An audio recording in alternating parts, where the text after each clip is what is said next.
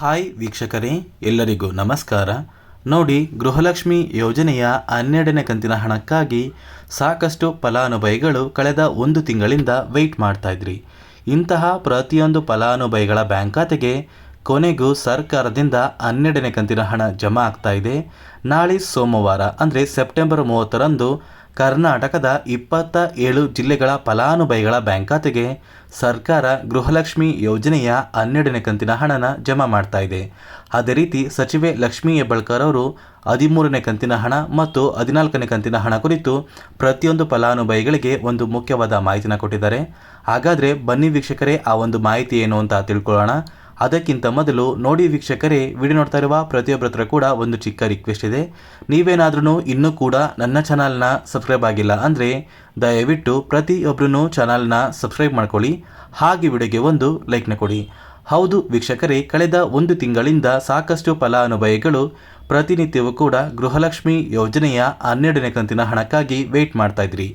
ಈ ಹಿಂದೆ ಸಾಕಷ್ಟು ಸಲ ಸರ್ಕಾರ ಗೃಹಲಕ್ಷ್ಮಿ ಯೋಜನೆಯ ಹಣನ ನಾವು ಜಮಾ ಮಾಡ್ತೀವಿ ಅಂತ ಮಾಹಿತಿನ ಕೊಟ್ಟಿದ್ರು. ಆದರೆ ಫಲಾನುಭವಿಗಳಿಗೆ ಯಾವುದೇ ರೀತಿಯ ಒಂದು ಹಣ ಜಮಾ ಆಗಿರಲಿಲ್ಲ.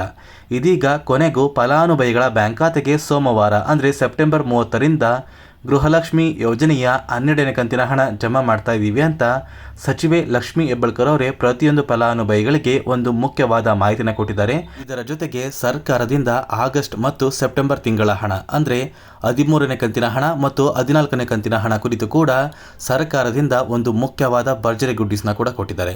ಹಾಗಾದರೆ ಆ ಒಂದು ಗುಡ್ ನ್ಯೂಸ್ ಏನು ಅಂತ ತಿಳ್ಕೊಳ್ಳೋಣ. ಅದಕ್ಕಿಂತ ಮೊದಲು ನೋಡಿ, ನಾಳೆ ಸೆಪ್ಟೆಂಬರ್ 30 ಸೋಮವಾರ ಕರ್ನಾಟಕದ 27 ಜಿಲ್ಲೆಗಳಿಗೆ ಹಣ ಜಮಾ ಆಗ್ತಾ ಇದೆ. ಹಾಗಾದರೆ ಆ ಒಂದು ಜಿಲ್ಲೆಗಳು ಯಾವುದು ಅಂತ ತಿಳ್ಕೊಳ್ಳೋಣ.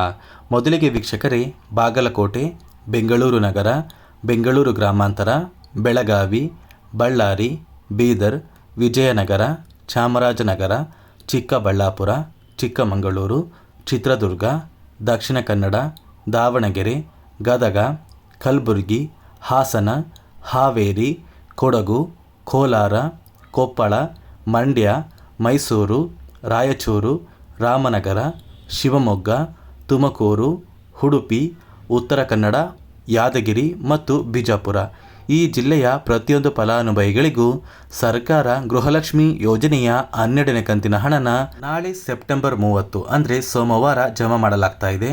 ನಿಮ್ಮ ಬ್ಯಾಂಕ್ ಖಾತೆಗೆ ಇಲ್ಲಿಯವರೆಗೂ ಒಟ್ಟು 11 ಕಂತಿನ ಹಣ ಜಮಾ ಆಗಿದ್ರೆ ನಾಳೆಯಿಂದ 12ನೇ ಕಂತಿನ ಹಣ ಜಮಾ ಆಗ್ತಾ ಇದೆ.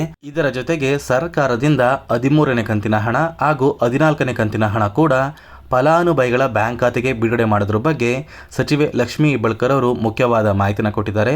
ನೋಡಿ ಸ್ನೇಹಿತರೆ, ಗೃಹಲಕ್ಷ್ಮಿ ಯೋಜನೆಯ 12ನೇ ಕಂತಿನ ಹಣ ನಾಳೆಯಿಂದ ಮುಂದಿನ 1 ವಾರದಲ್ಲಿ ಪ್ರತಿಯೊಂದು ಫಲಾನುಭವಿಗಳ ಬ್ಯಾಂಕ್ ಖಾತೆಗೆ ಜಮಾ ಆಗುತ್ತೆ. ನಂತರ ಅಕ್ಟೋಬರ್ ತಿಂಗಳ ಮೊದಲ ವಾರ ಮುಗಿದ ಮೇಲೆ ಫಲಾನುಭವಿಗಳಿಗೆ ಸರ್ಕಾರದಿಂದ ಗೃಹಲಕ್ಷ್ಮಿ ಯೋಜನೆಯ 13ನೇ ಕಂತಿನ ಹಣ ಜಮಾ ಆಗುತ್ತೆ. ಅಂದರೆ ಈ 13ನೇ ಕಂತಿನ ಹಣ ಏನಿದೆ ಆ ಒಂದು ಹಣ ಆಗಸ್ಟ್ ತಿಂಗಳ ಹಣ ಆಗಿದೆ. ಈಗಾಗಲೇ ಸೆಪ್ಟೆಂಬರ್ ತಿಂಗಳು ಕೂಡ ಮುಗಿತಾ ಇದೆ. ಅಂದರೆ ಅಕ್ಟೋಬರ್ ತಿಂಗಳಲ್ಲಿ ಒಟ್ಟು ಫಲಾನುಭವಿಗಳಿಗೆ 3 ಕಂತಿನ ಹಣ ಬರುತ್ತೆ. ಅಂದರೆ 12ನೇ ಕಂತಿನ ಹಣ, 13ನೇ ಕಂತಿನ ಹಣ ಮತ್ತು 14ನೇ ಕಂತಿನ ಹಣನ ಸರ್ಕಾರ ಪ್ರತಿಯೊಂದು ಫಲಾನುಭವಿಗಳಿಗೆ ನಾವು ಜಮಾ ಮಾಡ್ತೀವಿ ಅಂತ ಸಚಿವೆ ಲಕ್ಷ್ಮೀ ಹೆಬ್ಬಾಳ್ಕರ್ ಅವರೇ ತಿಳಿಸ್ಕೊಟ್ಟಿದ್ದಾರೆ. ಯಾವುದೇ ಕಾರಣಕ್ಕೂ ಗೃಹಲಕ್ಷ್ಮಿ ಯೋಜನೆಯ ಒಂದು 2,000 ಹಣನ ನಾವು ಸ್ಟಾಪ್ ಮಾಡೋದಿಲ್ಲ. ಪ್ರತಿ ತಿಂಗಳು ಹೇಗೆ ಫಲಾನುಭವಿಗಳ ಬ್ಯಾಂಕ್ ಖಾತೆಗೆ ಹಣ ಜಮಾ ಆಗ್ತಾ ಇತ್ತು ಅದೇ ರೀತಿ ನಿಮ್ಮ ಬ್ಯಾಂಕ್ ಖಾತೆಗೆ ಹಣ ಜಮಾ ಆಗುತ್ತೆ. ಕೆಲವೊಂದು ಸಮಸ್ಯೆಗಳಿಂದ ಸರ್ಕಾರ 12ನೇ ಕಂತಿನ ಹಣನ ಜಮಾ ಮಾಡಿರಲಿಲ್ಲ. ಆದರೆ ಮುಂದಿನ ದಿನಗಳಲ್ಲಿ ಪ್ರತಿಯೊಂದು ಫಲಾನುಭವಿಗಳು ಪ್ರತಿಯೊಂದು ತಿಂಗಳ ಹಣನ ಪಡ್ಕೋತೀರಾ.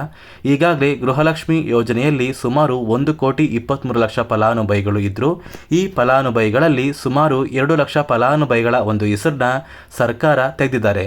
ಅಂದರೆ 2 ಲಕ್ಷ ಫಲಾನುಭವಿಗಳಿಗೆ ಗೃಹಲಕ್ಷ್ಮಿ ಯೋಜನೆಯ ಹಣ ಬರೋದಿಲ್ಲ ಅಂತ ತಿಳಿಸ್ಕೊಟ್ಟಿದ್ದಾರೆ.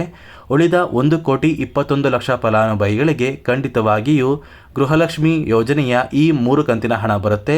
ಒಟ್ಟು ಫಲಾನುಭವಿಗಳಿಗೆ ಅಕ್ಟೋಬರ್ ತಿಂಗಳಲ್ಲಿ 6,000 ಹಣನ ನಾವು ಜಮಾ ಮಾಡ್ತೀವಿ ಅಂತ ಸಚಿವೆ ಲಕ್ಷ್ಮೀ ಹೆಬ್ಬಾಳ್ಕರ್ ಅವರು ಪ್ರತಿಯೊಂದು ಫಲಾನುಭವಿಗಳಿಗೆ ಒಂದು ಭರವಸೆನ ಕೊಟ್ಟಿದ್ದಾರೆ. ಅದೇ ರೀತಿ ಗೃಹಲಕ್ಷ್ಮಿ ಯೋಜನೆಯ ಈ 3 ಕಂತಿನ ಹಣ ನಿಮ್ಮ ಬ್ಯಾಂಕ್ ಖಾತೆಗೆ ಬರಬೇಕು ಅಂದರೆ ಸರ್ಕಾರದಿಂದ ಬಿಡುಗಡೆ ಆಗಿರುವ 11 ಕಂತಿನ ಹಣ ನಿಮ್ಮ ಬ್ಯಾಂಕ್ ಖಾತೆಗೆ ಬಂದಿರಬೇಕು. ಒಂದು ವೇಳೆ ನಿಮ್ಮ ಬ್ಯಾಂಕ್ ಖಾತೆಗೆ ಹಣ ಪೆಂಡಿಂಗ್ ಇದ್ದರೆ ಖಂಡಿತವಾಗಿಯೂ ಯಾವುದೇ ರೀತಿಯ ಒಂದು ಹಣ ಬರೋದಿಲ್ಲ.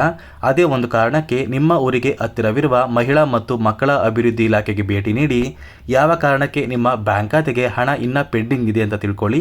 ನಂತರ ನಿಮ್ಮ ಬ್ಯಾಂಕ್ ಖಾತೆಗೆ ಹಣ ಜಮಾ ಆಗೇ ಆಗುತ್ತೆ ಅಂತ ಹೇಳ್ತಾ, ಇದಿಷ್ಟು ಗೃಹಲಕ್ಷ್ಮಿ ಯೋಜನೆ ಕುರಿತು ಸರ್ಕಾರದಿಂದ ಬಂದಿರುವಂತಹ ಒಂದು ಮಾಹಿತಿಯಾಗಿದೆ. ದಯವಿಟ್ಟು ಪ್ರತಿಯೊಬ್ಬರೂ ನನ್ನ ಚಾನಲ್ನ ಸಬ್ಸ್ಕ್ರೈಬ್ ಮಾಡ್ಕೊಳ್ಳಿ. ಹಾಗೆ ವಿಡಿಯೋಗೆ ಒಂದು ಲೈಕ್ನ ಕೊಟ್ಟು ನಿಮ್ಮ ಸ್ನೇಹಿತರಿಗೆ ಈ ಒಂದು ವಿಡಿಯೋನ ಶೇರ್ ಮಾಡಿ.